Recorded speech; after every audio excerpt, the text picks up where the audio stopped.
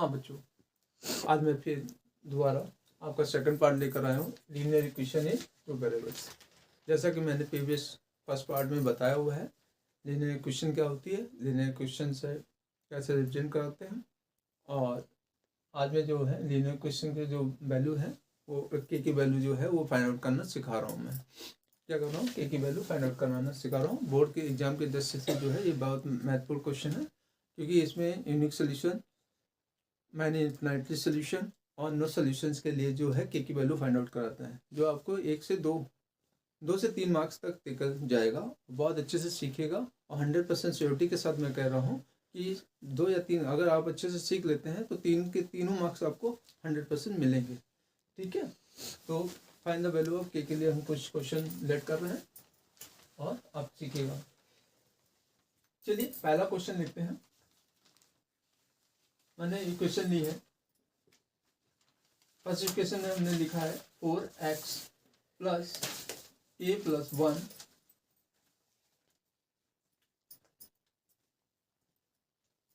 Sorry k plus 2 y equal to 9। Another equation हमारे पास में है kx प्लस का 2y इक्वल टू 5। ये दो आपके पास इक्वेशन दी हुई हैं।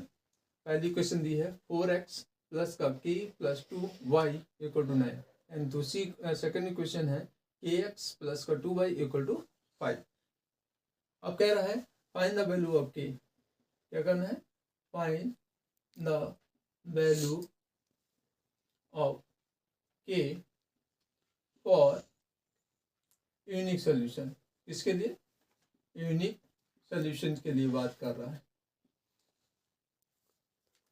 तो इनका सोल्यूशन करने के लिए हम सबसे पहले इनको लीनियर इक्वेशन इनटू वेरिएबल्स की जो स्टैंडर्ड इक्वेशन है उससे हम इसको कंपेयर करेंगे। क्या होती है, a1x plus b1y plus c1 equal to 0। ठीक है, दूसरी इक्वेशन को हम क्या लिखेंगे, a2x plus b2y plus c2 equal to 0। यहाँ पे 1 बेटे। तो इस इक्वेशन से हमें इसको जो हमारे पास इक्वेशन दी हुई है इनके कंपेरिजन करने के लिए मैं लिखता हूँ 4 plus a2 y minus 9 equal to 0। इसको मैंने यहाँ ट्रांसफर कर लिया है, इसमें भी इसको ट्रांसफर करते हैं kx plus 2y minus 5 equal to 0। अब इनके कंपेरिजन करने पर मुझे क्या मिल रहा है, a1 equal to 4, b1 equal to k plus 2 and c1 equal to minus 9 दिया हुआ है। As the similar a2 equal to आपको क्या मिलता है k, b2 इक्वल टू आपको मिलेगा 2 एंड c2 इक्वल टू मिल रहा है माइनस का 5। अब मैंने कंपेरिजन कर लिया है। अब मेरा क्वेश्चन क्या था, find the value of k for unique solution. इसके लिए फाइंड करना यूनिक सोल्यूशन। जैसा कि मैंने प्रीवियस क्लास में मैंने बताया है यूनिक सोल्यूशन की कंडीशन क्या होती है, तो मैं यूनिक सोल्यूशन की कंडीशन लिख रहा हूँ। कंडीशन फॉर यूनिक सोल्यूशन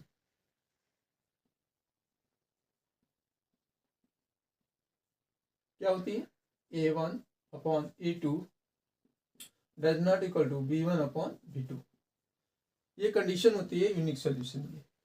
तो मैं वैल्यू यहाँ पे पुट करता हूँ। a1 की वैल्यू आपके पास में 4 है, a2 की वैल्यू आपके पास में k है, डज नॉट इक्वल टू का सिंबल, एंड b1 की वैल्यू k प्लस 2 और b2 की वैल्यू जो है हमारे पास में 2 है। अब मैं इसको क्या करूँगा, क्रॉस प्रोडक्ट करूँगा।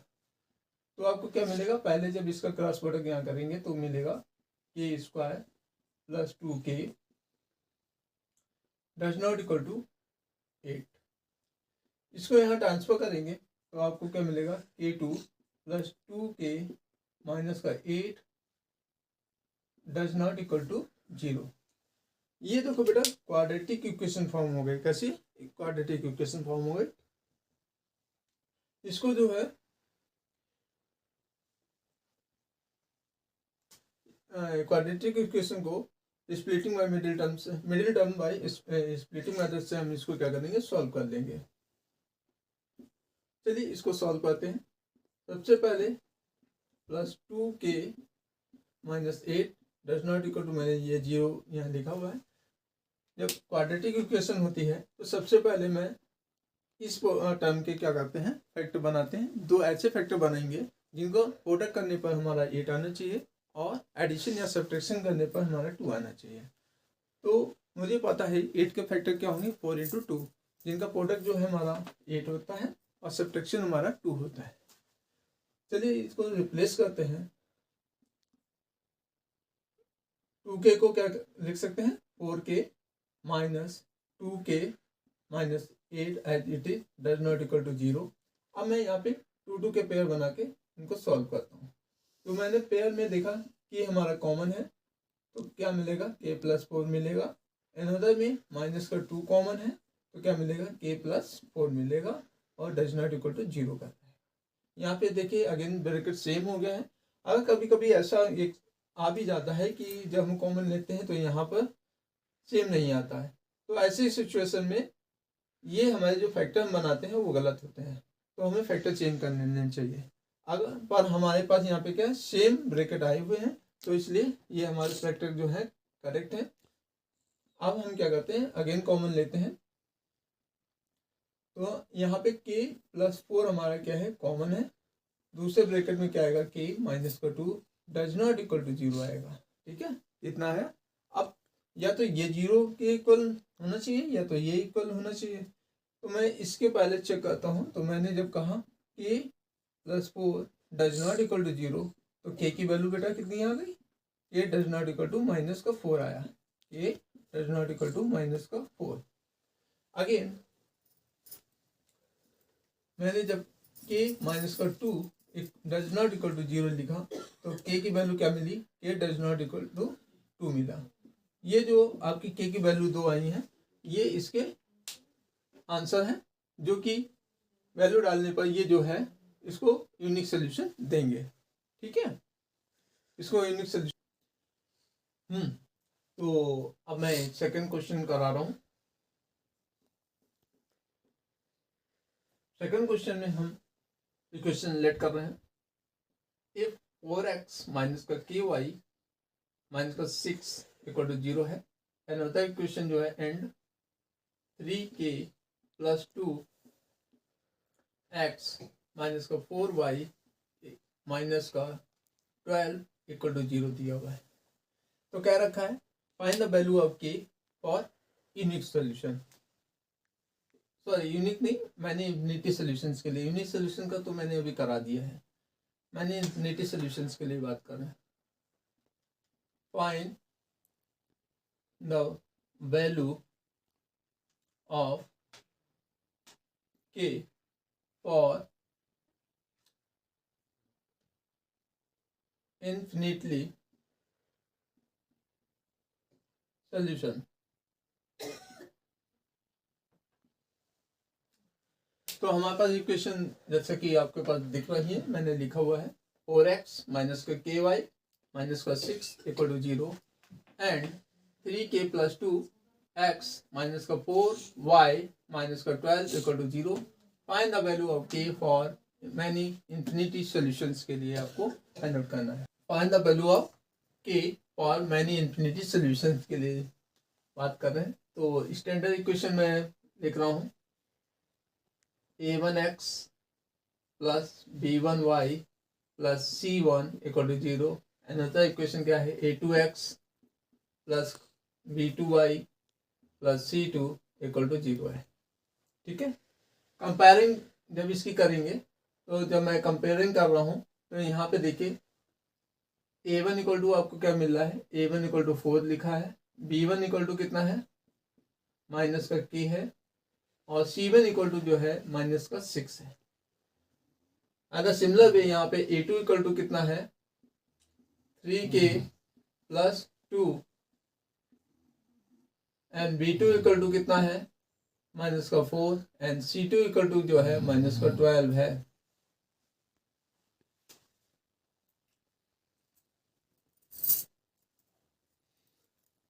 फॉर मैनी इन्फिनिटी सॉल्यूशंस के लिए जो कंडीशन होती है, फॉर, यहाँ कंडीशन लिखना है, condition for many infinitely solution. तो मैनी इन्फिनिटली सॉल्यूशंस के लिए जो कंडीशन होती है वो क्या होती है, A1 upon A2 equal to B1 upon B2 equal to C1 upon C2। ये कंडीशन होती है।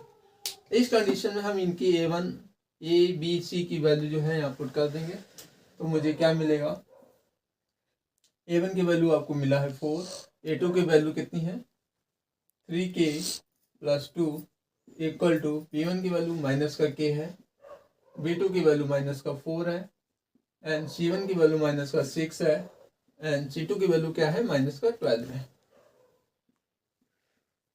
अब मैं इनको कैंसिल कर लेंगे तो यहाँ पे क्या मिलेगा, 1/2 मिलेगा। ठीक है, अब इस 1/2 की वैल्यू को हम यहाँ पे क्या कर देंगे, पहले कंपेयर करके एक वैल्यू निकालेंगे और उसको सेटिस्फाई कर लेंगे सेकंड इक्वेशन के लिए। चाहे तो आप पहले और दूसरे फर्स्ट एंड सेकंड टर्म को सॉल्व कर लीजिए और थर्ड वन जस्टिफाई कर सकते हैं। चलिए, मैंने फर्स्ट और सेकंड टर्म को इक्वेट कराया है, मैंने ये ब्लॉक ले लिया है, इस इक्वेट कराएंगे तो यहाँ क्या आएगा, क्रॉस प्रोडक्ट करते ही आपको पता चलेगा कितना आएगा, माइनस का 3K स्क्वायर माइनस का 2K इक्वल टू माइनस का 16 है। ठीक है, यहाँ इसको सबको एक साइड में यहाँ ट्रांसफर कर देंगे, तो अनदर साइड में ट्रांसफर करते ही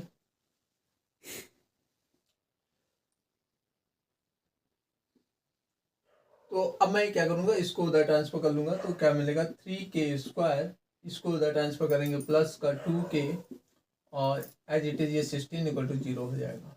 ये क्वाड्रेटिक इक्वेशन फिर फॉर्म हो गई। इस क्वाड्रेटिक इक्वेशन को फिर में सॉल्व करना पड़ेगा। ठीक है, तो आपको पता ही है क्वाड्रेटिक इक्वेशन कैसे सॉल्व करते हैं। तो स्प्लिटिंग कर लेते हैं।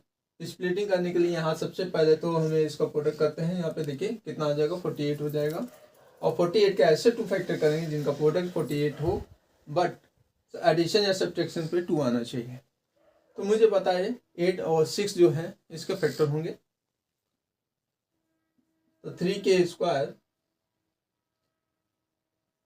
Square plus 8K minus 6K minus का 16 इक्वल टू 0 हो जाएगा।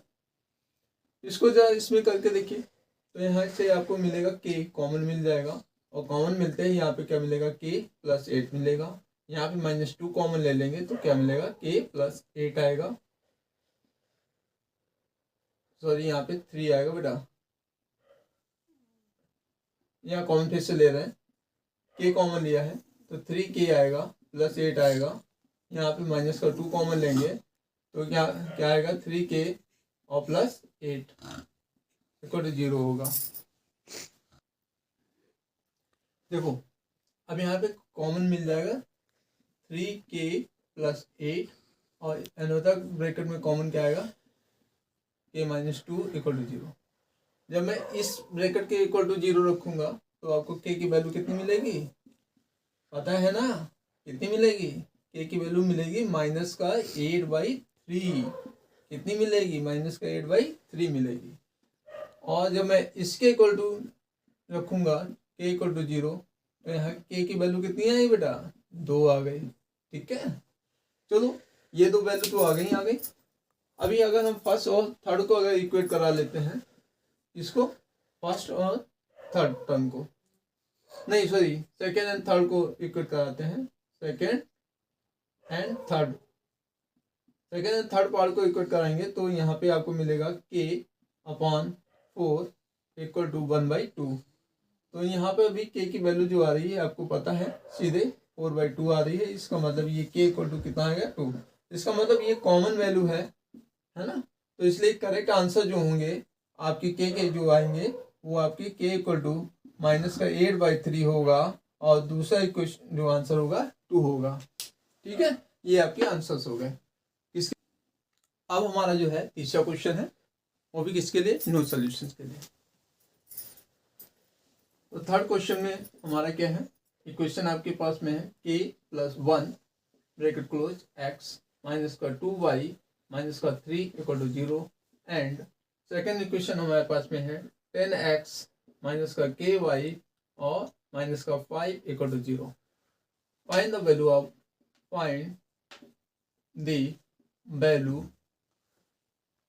Of k for no solution. किसके लिए, नो सॉल्यूशन की बात कर रहे हैं। किसके लिए बात कर रहे हैं, नो सॉल्यूशन। तो नो सॉल्यूशन की जब बात करते हैं तो यहाँ बेटा नो सॉल्यूशन समझ रहे हैं ना, इसके लिए नो सॉल्यूशन के लिए बात कर रहे हैं। तो ये आपके पास में इक्वेशन दी हुई है, इनकी कंपेरिजन फिर मैं स्टैंडर्ड इक्वेशन और linear equation in two variable से करता हूँ। तो a1x plus b1y plus c1 equal to 0 है। दूसरी इक्वेशन हमारे पास क्या है, a2x प्लस b2y और प्लस c2 इक्वल टू 0। यहाँ कंपेरिजन करने पर मुझे क्या पता चला, a1 की वैल्यू k + 1 है, b1 की वैल्यू जो है -2 है एंड c1 की वैल्यू जो है -3 है। a2 की वैल्यू जो है हमारे पास में 10 है, b2 की वैल्यू जो आपको मिल रही है -k है और c2 की जो वैल्यू मिली है -5 है। कितना है, -5। तो आपको जैसे कि पता है, अभी प्रीवियस वाली क्लास में मैंने डिस्कस किया हुआ है कंडीशन फॉर नो सॉल्यूशन। तो नो सॉल्यूशन के लिए कंडीशन क्या होती है, कंडीशन फॉर नो सॉल्यूशन। किसके लिए, नो सॉल्यूशन। तो नो सॉल्यूशन की जब बात कर रहे हैं तो सॉल्यूशन की जो कंडीशन है वो क्या है, a1/a2 इक्वल टू b1/b2 और does not equal to c1/c2 है। ठीक है, चलो इसमें वैल्यू पुट करते हैं। a1 की वैल्यू k + 1, a2 की वैल्यू आपके पास में 10 है, b1 की वैल्यू -2 है और b2 की वैल्यू आपके पास में -k है। एक does not equal to c1 की वैल्यू बेटा कितना है, -3 है और c2 की वैल्यू -5 है। जैसा कि मैंने देख रखा है, ये आपको दिख रहा है। अब हम equating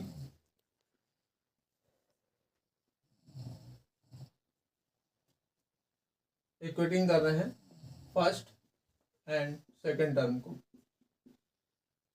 first and second term को जो हम इक्वेट करा रहे हैं, तो इक्वेट कराएंगे तो यहाँ कितना आएगा, k + 1/10 equal to 2 upon minus, ये माइनस माइनस कैंसिल कर देगा। तो यहाँ क्रॉस प्रोडक्ट करेंगे तो आपको क्या मिलेगा, k² प्लस का k और -20 इक्वल टू 0।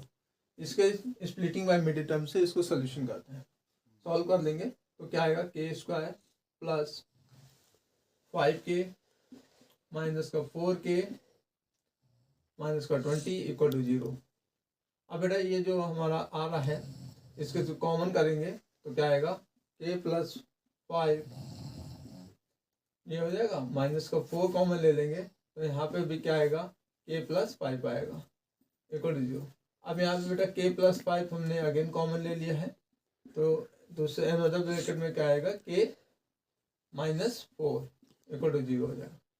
इसका मतलब है जब मैं इसके इक्वल टू 0 रखूँगा, फर्स्ट ब्रैकेट के इक्वल टू 0 रख रहा हूँ, व्हेन k + 5 इक्वल टू 0, तो इसका मतलब क्या है, k इक्वल टू -5 आएगा।